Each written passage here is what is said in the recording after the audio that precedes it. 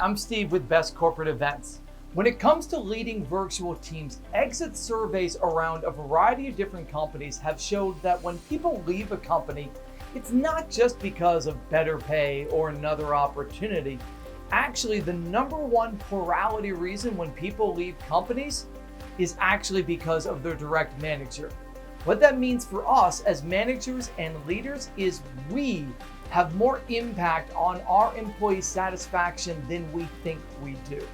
In our course, we'll give you the tools so that you can make sure your team members are more productive and more satisfied. When it comes to leading virtual teams, every virtual team is a little bit different, and we'll customize the content based on some of your challenges and your issues with your own virtual team. Potential topics in the past have included things such as communication.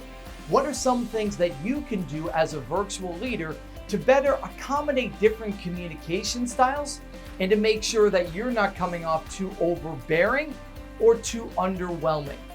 We also can talk about task delegation. What are some tools and techniques you can do with your virtual team to make sure they're all on the same page, moving in the correct direction? Other topics have also included coaching and feedback, because in a virtual environment, giving feedback to people is a little bit trickier and a little bit more sensitive than when you're actually face to face. We'll also talk about the relationship aspect of leading virtual teams. We'll talk about how you can engage with your team on constructive conflict to avoid artificial harmony or destructive conflict that can oftentimes happen in virtual teams.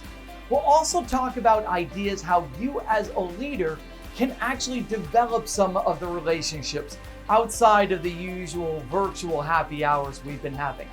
Reach on out to us and we'll see what we can do to help you lead a more effective team.